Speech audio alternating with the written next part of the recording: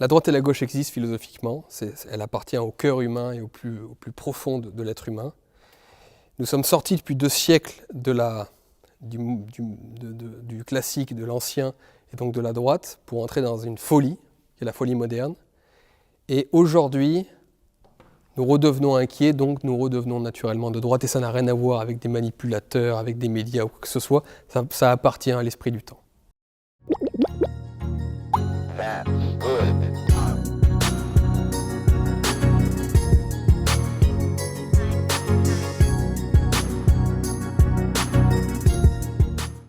Salut tout le monde. Alors le gars que vous avez vu dans l'intro s'appelle Julien Rochdy, c'est un ancien du FN, il a été notamment directeur du FNJ, le Front National de la Jeunesse, et aujourd'hui il fait partie du même cercle d'influenceurs de droite que Papacito, Baptiste Marchais, etc., etc. Mais Rochdy, il a un statut particulier dans ce groupe parce qu'il est souvent présenté comme l'intello de la bande. Et pour parler de lui aujourd'hui, eh bien je reçois l'assistance d'un invité spécial, Etche Gladius. Voici le Glenn. Et Etche Gladius, c'est le créateur de la chaîne Le Bûcher des Vanités, à laquelle je vous intime l'ordre d'aller vous abonner, parce que sur cette chaîne, il y a quelques mois, Etche Gladius avait publié une critique remarquée de la vidéo de Victor Ferry destinée à François Bégodeau. Et même si la forme est plus abrasive que la mienne, je partageais très globalement son point de vue sur le fond. En plus, il a Savonarole en photo de profil, donc on file s'abonner sinon bagarre. J'aime me battre. Donc voilà, Etche Gladius va intervenir pour apporter un certain nombre de précisions dans cette vidéo, et merci à lui pour ça. Alors pour en revenir à Rochdy, moi je nie pas qu'il a une certaine culture, même s'il me semble qu'elle est un peu lacunaire et on y viendra. En revanche, ce que je nie, c'est que son raisonnement soit particulièrement intéressant, parce qu'en fait, quand il parle de philosophie, il fait pareil que quand il parle d'histoire, c'est-à-dire qu'il va vaguement relier des auteurs à sa vision du monde, mais c'est très scolaire, et il n'y a pas tellement de recul critique. Pourtant, auprès de beaucoup de gens, l'illusion fonctionne, et donc fort de ce statut d'intello, Rochdy a publié récemment sur sa chaîne YouTube une très longue vidéo qui se veut être une conférence sur la philosophie de droite, et c'est de ça qu'on va parler aujourd'hui. Je me suis dit qu'il était intéressant que j'explique pourquoi j'ai décidé d'être de droite, pourquoi je le suis, pourquoi je pense que la droite est plus intelligente que la gauche d'une manière générale, même si évidemment il y a aussi beaucoup de très très bonnes idées à gauche d'un point de vue au moins intellectuel, mais pourquoi je pense qu'il est nécessaire surtout d'être à droite aujourd'hui. Et pour cela, j'ai envie de vous parler de la philosophie. Alors la vidéo de Rochdy a fait plus de 3 heures, donc notre critique d'aujourd'hui va évidemment pas être exhaustive, mais on va quand même essayer de vous donner quelques exemples qui montrent que Juju, comme on l'appelle dans le métier, n'est pas forcément hyper rigoureux. Et puis surtout qui met beaucoup ces quelques références au service de son idéologie. Et en fait ça c'est déjà ce qui lui était reproché notamment par Antoine Goya, par rapport à son discours sur l'histoire. Et fondamentalement, il fait la même chose avec la philo. Il a son idéologie traditionnaliste, conservatrice, et il va simplement piocher des choses qui lui semblent confirmer sa vision du monde, et ça pour moi c'est le contraire de la démarche philosophique. Dans le sens où Rochdy ne cherche pas la vérité, il pense la détenir, et il va essayer de justifier sa vision du monde en s'appuyant sur 2-3 références, qu'il comprend pas toujours en plus visiblement. Donc in fine on est face à un simple biais de confirmation, mais énoncé par un gars qui présente bien, qui met des costumes 3 pièces, et qui a une barbe bien taillée. On sait très bien par exemple que la nation est une notion qui naît à gauche, et qui est aujourd'hui passé à droite. Ceux qui défendent plus tendanciellement aujourd'hui la nation comme espace politique, comme morphologie politique, en général, nous retrouvons ce concept beaucoup plus défendu, beaucoup plus promu dans les partis de droite.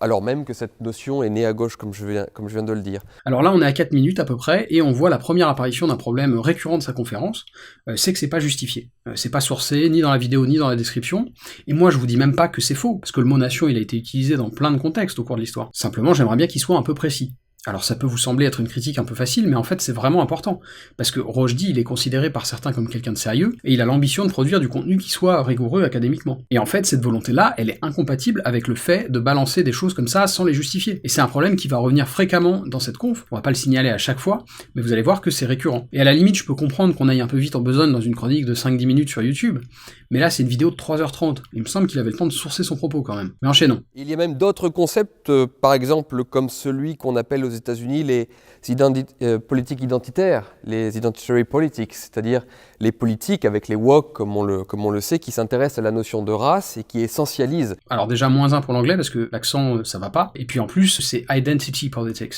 et non pas les identitary politics. Mais surtout, de quoi tu parles? Encore une fois, tu peux pas juste balancer des termes comme ça sans rien définir. Le terme woke, c'est un énorme fourre-tout. Et moi, je suis le premier à critiquer certains penseurs affiliés à la gauche quand ils essentialisent les individus en s'appuyant sur des considérations ethniques. C'est le cas d'auteurs comme Ibram X. Kendi ou Robin DiAngelo, par exemple, et personnellement, bien qu'étant de gauche, je suis pas convaincu par leur thèse. Mais encore une fois, Rochdy, il est pas du tout rigoureux. Tu peux pas juste dire woke, et ça y est, on sait de quoi tu parles. Je viens de le dire, hein, c'est une conf de 3h30. Faut être un peu plus précis que ça, on a le temps. Qu'est-ce que t'appelles woke? Qu'est-ce qui est critiquable dans cette idéologie? Pourquoi? Il me semble que c'est quand même un peu la base au niveau méthodologique. Enfin bon, passons. Ah non, on va pas passer justement. Tu l'as bien dit Noé, le terme woke c'est avant tout un fourre-tout, pratique pour jeter dedans n'importe quelle opposition se voulant un tant soit peu en faveur du progrès social, sans jamais avoir à s'emmerder à comprendre concrètement la multitude de façons de penser qui structurent les nombreux mouvements de gauche. Et la moindre des choses, quand on se veut être un intellectuel conséquent, c'est de s'intéresser aux choses réellement, et pas juste de tout regrouper par simple fainéantise. Par exemple, puisque oui, ici on donne des exemples pour prouver nos propos, je sais, c'est surprenant quand on sort d'une conférence de 3 heures de Julien. Non! Arrêtez de vous moquer. Donc par exemple, des militants antiracistes, souvent mis dans le sac du wokisme, ne se privent pourtant pas d'exprimer leur point de désaccord avec la notion d'intersectionnalité, qui est aussi une notion habituellement rattachée au woke quand on écoute des types comme Julien ou assimilés. Et là, je ne vous demande pas de vous positionner sur quoi que ce soit. Ici, on montre juste que la fainéantise de Julien et son manque d'intérêt pour ce qui se passe réellement le disqualifient et rend vraiment grossier tout lien établi entre Julien et le mot intellectuel. Julien défend une opposition de principe contre ces groupes-là. Il ne semble pas essayer d'interpréter et sincèrement comprendre les diverses productions intellectuelles auxquelles il s'oppose. Prenons un exemple. Il y a même d'autres concepts, par exemple comme celui qu'on appelle aux États-Unis les politiques identitaires, les identitary politics, c'est-à-dire les politiques avec les woke, comme on le sait, qui s'intéressent à la notion de race et qui essentialisent. Julien considère que les travaux autour de la race sont essentialistes. C'est-à-dire qu'ils partent du principe qu'il y a des différences d'essence, de nature, entre individus de races différentes. Il parle ici des études sociologiques et travaux politiques qui ont mis en avant le terme de racisé. Sauf que, précisément, ce terme de racisé, créé par la chercheuse française Colette Guillaumin, désigne avant tout un individu qui a été mis malgré lui dans un groupe distinct, construit et non pas naturel. Et un exemple qui est régulièrement utilisé dans la littérature sur ce sujet, c'est celui des Irlandais. Dans l'histoire des États-Unis, la religion dominante est le protestantisme. Les immigrés irlandais et leurs premiers descendants, peuple majoritairement catholique, étaient d'abord vus comme inférieurs aux protestants et plusieurs œuvres artistiques et travaux scientifiques parlent des difficultés rencontrées par les immigrés irlandais aux États-Unis à l'époque. Ce que je vous montre à l'écran en même temps, ce sont des caricatures opposant l'irlandais à l'anglo-saxon, réunies par la chercheuse Lisa Wade dans son article « Singe irlandais, tactique de déshumanisation ». Le but, c'était clairement de faire des Irlandais des êtres d'une autre race, et surtout qu'ils soient vus comme des animaux grossiers et dangereux. Pourtant, de nos jours, personne ne fait de différence entre un Américain d'origine anglo-saxonne et un Américain d'origine irlandaise. Mr. Biden, a quick word for the BBC. The BBC, I'm Irish. Ce que ça veut dire, c'est qu'une population spécifique s'est vue assignée à une place inférieure, place que cette population a quittée progressivement avec le temps. Dans cet exemple, les Irlandais ont été racisés, mais ne le sont plus. Donc la race n'est absolument pas un concept essentialiste pour les sociologues, puisque des populations peuvent devenir racisées et ne plus l'être par la suite. Ici, je ne statue absolument pas sur la validité ou non de ces thèses sociologiques. Je n'ai d'ailleurs pas les connaissances pour le faire. Mais cet exemple montre bien que Julien ne comprend rien au sujet dont il parle. Et là, j'ai pris pour exemple une base simple avec le terme racisé, et comme tout concept, il peut être discuté et on peut même trouver qu'il n'est pas pertinent. Seulement pour ça, il faudrait déjà comprendre ce qu'il veut dire réellement. Sinon, on est juste à côté de la plaque comme Julien, à être dans l'opposition de principe face à quelque chose qu'on ne connaît pas vraiment. Comme le disait Noé avant que je ne le coupe, vous pouvez tomber sur des auteurs comme Robin DiAngelo dont les prises de position ne font pas vraiment toujours consensus chez les chercheurs, y compris les chercheurs de son champ de discipline. On peut toujours se raccrocher à ces quelques exemples caricaturaux, c'est facile à réfuter, on peut tourner ça à la dérision, on peut en rigoler sans effort, mais reste que quand on se veut être un intellectuel, ça la fout vraiment mal de se contenter de ça. D'autant plus qu'après avoir ironisé sur le fait que la gauche deviendrait essentialiste, Julien il nous dit ça. Et aujourd'hui, on entend beaucoup plus facilement des penseurs de droite et des gens de droite et des hommes politiques de droite, surtout en France d'ailleurs, nous parler par exemple d'assimilation, d'intégration. Le principe, c'est l'assimilation. L'idée que nous ne regardons pas la race chez un individu, nous regardons simplement ses actes, son comportement et ce qu'il a dans la tête, et non pas sa couleur, tandis que c'est la gauche aujourd'hui qui revient à dire non, il n'y a pas que cela, il y a aussi la couleur, la race, et donc qui essentialise. Donc, selon Julien, aujourd'hui, pas mal d'hommes politiques de droite nous parlent d'assimilation, contrairement à ceux qui essentialisent en fonction de la couleur de peau. Seulement Julien, plus tard dans la conférence, il va aussi nous dire ça. La communauté est très importante pour un individu, et ce qui est très important pour la communauté, c'est son homogénéité, le fait qu'elle se ressemble, le fait qu'il y ait une ressemblance, des références culturelles partagées, et même une ressemblance physique aussi, ça peut aller avec. Vous voyez où je veux en venir. Bon, je pense qu'on a tous compris où tu vas en venir, hein, Julien, tout à fait. Donc bien sûr, on imagine que quand Julien nous parle de l'importance de se ressembler physiquement, clin d'œil, il parle bien évidemment des vêtements, hein, bien sûr. Il n'est pas du tout en train de racialiser quoi que ce soit, hein, évidemment. C'est comique de le voir dire ça tout en ayant soutenu la candidature d'hommes politiques de droite qui répétaient à l'envi que l'assimilation et l'intégration, c'est important. Aujourd'hui, on doit se demander pour qui donc voter. Eh bien, malgré ce que je viens de dire, et notamment des quelques erreurs d'Éric Zemmour, je crois, eh bien, je pense quand même voter pour lui. Alors, pour Julien, ce qui est très important pour la communauté, c'est, entre autres choses, de se ressembler physiquement, clin d'œil. Hein. Donc, t'as beau avoir un cerveau Rushdie compatible, si tu veux faire partie de la communauté rêvée de Julien, un conseil, regarde-toi dans le miroir un petit peu, au cas où un détail t'aurait pas échappé, tu vois. Ta mère c'est une chinoise, hein, et ton père c'est un français. Il faut un gosse. Le gosse c'est un français, t'es mort. Mais non, il y a 2 nations, t'es mort. C'est un musulman, le gosse, non? Dans la même partie, Julien nous explique que l'essentialisme s'oppose à l'idée que nous sommes totalement maîtres de nous-mêmes. On sait bien que la pensée essentialiste, enfin, je vais vous expliquer ça par la suite, la pensée essentialiste est plus tendanciellement marquée à droite, alors que la pensée, l'idée que nous sommes totalement maîtres de nous-mêmes et donc nous n'avons pas d'essence vient plutôt de la gauche. Mais sur quelle planète vit Julien ?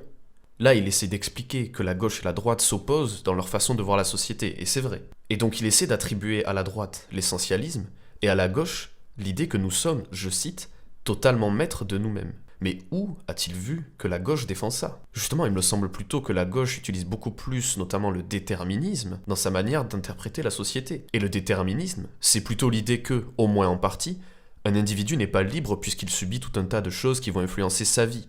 Pour prendre un exemple assez connu, naître dans une famille d'ouvriers va vous rendre bien plus difficile l'accès aux grandes écoles. Simplement car l'environnement dans lequel vous êtes va très souvent vous priver de tout un tas de connaissances propres au milieu plus bourgeois qui sont celles attendues pour entrer dans ces dites grandes écoles. Donc bien sûr que non, la gauche ne pense pas que l'on est totalement maître de nous-mêmes. Encore un exemple qui montre que Julien n'en a vraiment rien à foutre de se renseigner sur ce qu'il raconte.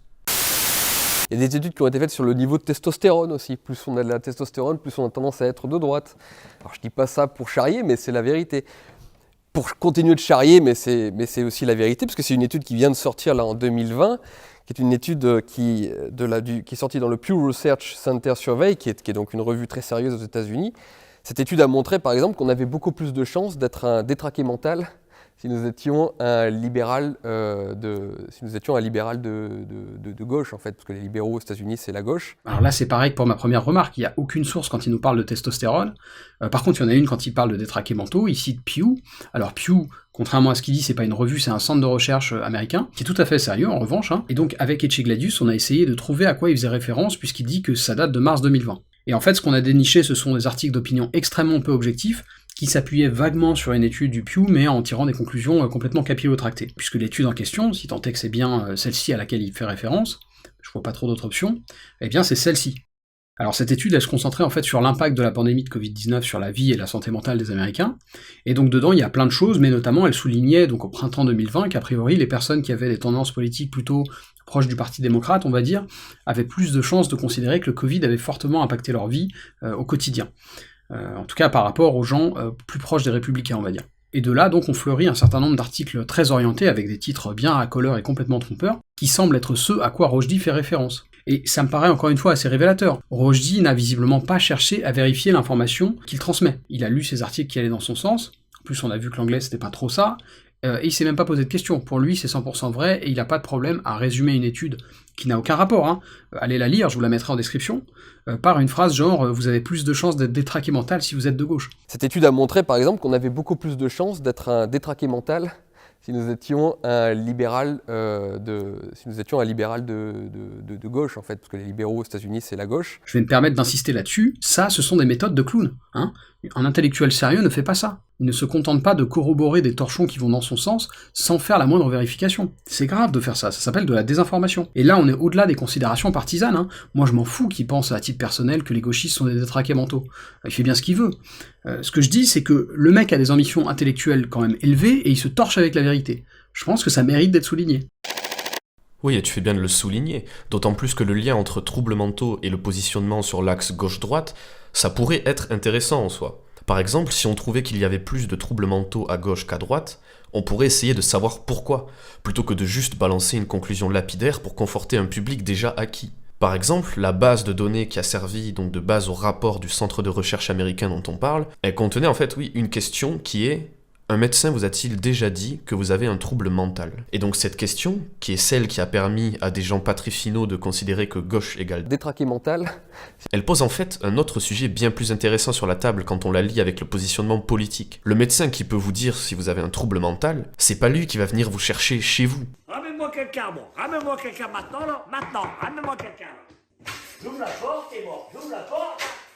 Détecter un trouble mental, c'est bien souvent l'aboutissement d'une démarche personnelle, parfois encouragée par des proches. Sauf que si, par exemple, les personnalités politiques ou autres que vous suivez ne parlent absolument jamais de troubles mentaux, vous aurez peut-être beaucoup moins tendance à aller consulter comparé à quelqu'un qui est bien renseigné sur la question. Et force est de constater que, en politique, les sujets liés aux troubles mentaux, c'est pas vraiment fréquemment abordé par Zemmour ou Papacito. Alors que si vous suivez plutôt François Ruffin, vous entendrez régulièrement parler de burn-out et de dépression au travail, par exemple. Donc on pourrait se demander si c'est pas plutôt l'environnement de la personne qui va aider à déclencher l'acte d'aller voir un médecin pour ça, et donc d'être compté parmi les gens qui ont des troubles mentaux, comparé à quelqu'un qui peut avoir des troubles mais ne le saura juste jamais. Ça mériterait clairement une recherche dédiée, mais bon, là on entre dans des considérations qui n'intéressent absolument pas notre ami Julien, qui lui s'en fout de chercher à comprendre tant que ça lui permet de taper sur la gauche. En fait, ce qu'on appelle droite-gauche, c'est le vieux clivage entre la tradition et la modernité. Et la pensée de la droite, c'est de vouloir revenir à ce qui a maintenu l'espèce humaine dans la plupart de ces nations, dans toutes d'ailleurs ces nations, en tout cas toutes celles qui ont survécu et qui survivent à travers l'histoire, c'est de revenir à la pensée dite classique. Revenir au classicisme de l'esprit contre l'esprit moderne. L'esprit moderne qui a à peine en fait quelques siècles depuis la Renaissance et surtout depuis les Lumières. Alors là, il y a tellement à dire. Déjà, non, c'est pas juste le conservatisme, hein, puisque c'est de ça qu'il parle, qui a maintenu les civilisations en état de marche. Au niveau historique, le succès d'une nation, c'est complètement multifactoriel, en fait. Ça va de considérations démographiques au progrès technologique, en passant par la culture et même parfois l'alimentation. Enfin, c'est très, très vaste, en fait. Et puis, au-delà de ça, encore une fois, on n'a aucune définition de ce qu'il appelle classique et moderne, qui sont visiblement en plus des termes qu'il comprend pas bien, le Juju, parce que le courant classique, ça désigne un moment et des auteurs précis de la philosophie antique, avec des penseurs comme Platon ou Aristote. Et puis surtout, on a des affirmations qui sont balancées, mais qui sont juste complètement fausses, en fait. Et en fait, la modernité fonctionne sur la destruction du passé, la destruction de ce qui a pu être emmagasiné, accumulé à travers les siècles et les siècles. Ça, c'est juste pas vrai. Et pour appuyer mon propos, je vais vous parler de Spinoza, parce que c'est le philosophe que je connais le mieux, mais donc Spinoza, qui est un philosophe de la période moderne, n'est absolument pas dans la destruction du passé. Si vous prenez l'éthique, par exemple, vous verrez qu'il y a des références directes au courant des stoïciens, et que même s'il a des divergences avec eux, il a aussi un grand respect et des points de convergence avec ce courant de pensée. Donc c'est pas sérieux, en fait, de dire que le courant moderne veut détruire le passé. C'est une pure projection mentale de la part de Rushdie, et en plus de ça, il est même pas cohérent avec lui-même, parce que plus loin dans la vidéo, il cite Kierkegaard, mais Kierkegaard, c'est quand même plutôt un héritier de la pensée moderne, et c'est d'ailleurs aussi un des précurseurs du courant existentialiste qui, a priori, est pas trop la tasse de thé de Rushdie. Ce n'est pas la seule fois, dans les 3 heures que dure la conférence, où Julien a un rapport sans aucun recul, presque naïf j'ai envie de dire, avec l'histoire de manière générale. Par exemple ici. Dès que la droite se met à penser, se met à réfléchir, alors là, elle est automatiquement classée à l'extrême droite. Toutes les idées de droite sont d'extrême droite. Et pour vous en donner une preuve, par exemple, la pensée de la contre-révolution, donc celle que je développe dans mon livre, la pensée de la contre-révolution, qui est en fait la naissance même de la droite. La droite naît avec la pensée de la contre-révolution. Eh bien, cette pensée de la contre-révolution est considérée comme étant d'extrême droite. Totalement. Donc en fait, à peine la droite était-elle née, qu'elle était déjà extrême droite.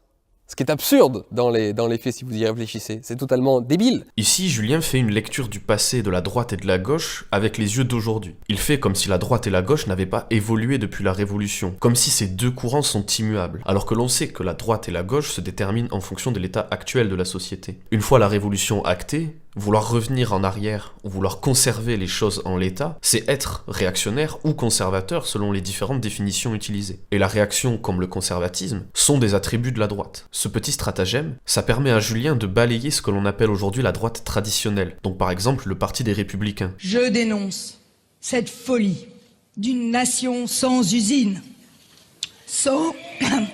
en les excluant du camp de la droite, ou du moins de la vraie droite. En faisant ça, il peut défendre son idéologie réactionnaire en la faisant passer pour la vraie droite, la seule qui vaille. De cette manière, il fait en sorte que ceux qui l'écoutent s'imaginent que puisque la droite est le camp qui s'oppose à la décadence, alors il faut être de droite, premièrement. Et puisque la droite, ce n'est pas Macron et ce n'est pas le Parti des Républicains, puisqu'ils ne sont pas vraiment de droite, alors la droite, c'est les idées défendues par Julien. Et fatalement, puisqu'il faut être de droite, alors on doit penser comme Julien. Allons-y, quoi. C'est donc amusant de voir que Julien se moque fréquemment des gens de gauche qui traitent de droitards tous ceux qui ne pensent pas comme eux, pour au final appliquer la même stratégie vis-à-vis de ses collègues de droite plus modérés que lui, qui ne seraient pas tout à fait de la vraie droite. Parce que oui, si l'extrême droite est, comme le voudrait Julien, la vraie droite, alors la droite plus classique est au mieux une droite extrêmement molle, ou alors carrément une gauche qui s'ignore. D'ailleurs, Julien montre assez une sorte d'opposition à cette droite un peu plus classique, libérale et bourgeoise, qui selon lui ne pense qu'au pognon et à la pure et simple liberté individuelle. Vous voyez dans l'élection présidentielle et dans toutes les élections d'une manière générale, l'extrême gauche, la gauche intellectuelle peut à la limite tolérer la droite bourgeoise, la droite qui pense qu'à l'argent, ce qu'on appelle la droite orléaniste, c'est-à-dire la droite matérialiste, la droite bourgeoise. Celle-ci, elle la tolère. Mais finalement, elle la tolère parce que cette droite-là est une ancienne gauche, voire même la première des gauches. Sauf que là, il ne faut pas s'y tromper. Si Julien montre une opposition avec la droite plus classique, ce n'est absolument pas parce que celle-ci favorise le pognon. Par exemple, Julien a appelé et œuvré pour une candidature de l'entrepreneur millionnaire Charles Gave au présidentiel de 2022 dans une vidéo supprimée depuis. Charles Gave qui s'est penché régulièrement à la radio, notamment pour exprimer son inquiétude face aux attaques sur les libertés individuelles ou pour expliquer à quel point il est impossible de faire du business et de gagner de l'argent en France. Donc Julien, dans les faits, ne s'oppose pas vraiment à la droite libérale et bourgeoise qui ne pense qu'au pognon et à la pure et simple liberté individuelle. On notera que Gave a fait partie des premiers soutiens de Zemmour et que Julien est allé le soutenir par la suite. Donc on comprend bien que tout ce discours qui s'oppose à ces bourgeois pour qui le pognon et les libertés individuelles sont importantes, ce n'est absolument pas une opposition, mais simplement en fait un agacement vis-à-vis de ces gens-là qui ne passent pas autant de temps que lui à parler du grand remplacement ou de la décadence de la France. Preuve en est que si un type comme Gave ou Zemmour se met à évoquer les sujets identitaires chers à Julien, il est tout à fait prêt à le soutenir, même si celui-ci défend un programme économiquement libéral qui place la liberté d'entreprendre et d'amasser de l'argent sur un piédestal. Et Herder, lui, s'est opposé radicalement, je parle beaucoup d'Herder dans mon livre, s'est opposé radicalement à cette idée en se disant par exemple que non, ce n'est pas vrai, nous ne progressions pas, nous n'étions pas plus religieux, plus humbles qu'un homme du Moyen-Âge, nous n'étions pas plus intelligents qu'un grec, nous n'arrivons pas à construire des choses aussi belles. Enfin, on ne peut pas dire que nos bâtiments aujourd'hui sont plus beaux que les Rechteions grecs ou qu'une pyramide égyptienne. Chaque période connaît sa perfection en elle-même en fait. Et il n'y a pas donc à voir du progrès dans l'histoire. Alors il y aurait sans doute beaucoup à dire sur les liens contradictoires que Juju entretient avec Herder, parce que visiblement pour certains universitaires, Herder était lui-même un relativiste, et on reviendra là-dessus, mais Juju étant qui il est, il y a fort à parier qu'il ne se revendique pas du relativisme culturel. Mais au-delà de ça, de quoi on parle là? Il mélange tout, le Rochdi. Il nous parle de beauté ou de progrès? Parce que c'est pas la même chose en fait. On ne peut pas dire que nos bâtiments aujourd'hui sont plus beaux que les Rechteions grecs ou qu'une pyramide égyptienne. Il n'y a pas donc à voir du progrès dans l'histoire. Et tu peux pas dire, sous prétexte que tu trouves l'architecture d'aujourd'hui laide, qu'il n'y a pas eu de progrès. Tu peux comparer les Rechteions grecs ou les pyramides égyptiennes à nos bâtiments actuels si ça t'amuse. Et moi aussi, il y a plein de bâtiments d'autrefois que je trouve magnifiques. Mais ça change rien au fait qu'on a progressé techniquement. Il faut vraiment n'avoir aucune connaissance architecturale pour penser le contraire. Et pour pas dire de conneries sur sur ce sujet parce que je suis pas expert, j'ai tout simplement demandé son avis sur le propos de Rochdy à mon paternel, parce qu'il se trouve que c'est ça son domaine d'expertise professionnelle. Et donc mon père m'a envoyé quelques lignes à propos de la notion de progrès en architecture, que je vais vous lire tout de suite. Le progrès en architecture, c'est une recherche continue pour libérer les constructions des contraintes de la matière et de la pesanteur. L'histoire de l'architecture raconte le passage de la matière à la lumière.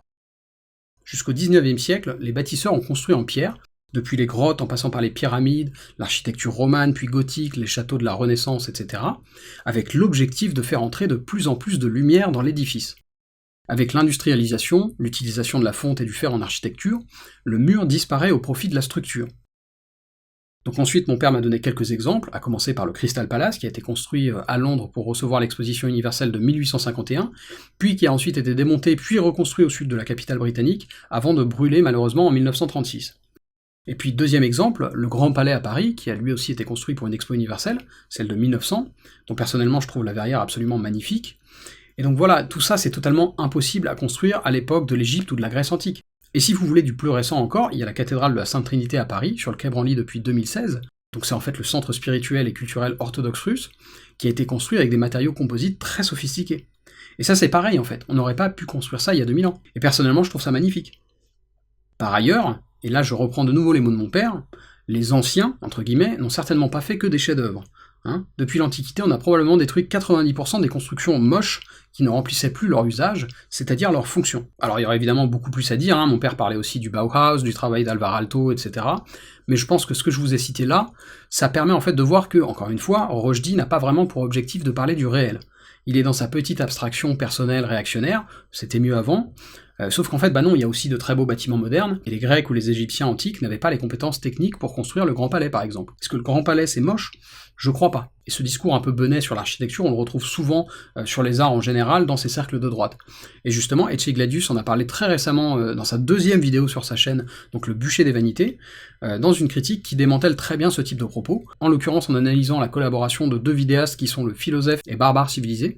Donc allez regarder si ça vous intéresse, la vidéo montre très bien qu'en fait ces gens-là n'aiment pas l'art, ils aiment l'art qu'ils aiment, et il y a une nuance. Un tout dernier point que je souhaiterais aborder sur cette conférence de Julien Rochdy, c'est le moment où il cite notamment des articles scientifiques, ou en tout cas des ouvrages créés par des scientifiques, donc notamment à ce moment-là. Et d'ailleurs, c'est très intéressant parce que je lisais dernièrement un ouvrage d'un neurobiologiste extrêmement réputé, Piazza, qui a écrit un livre qui s'appelle donc Homo biologicus et qui va chercher justement qu'est-ce qu'il y a de biologique, qu'est-ce qui nous détermine biologiquement dans nos vies.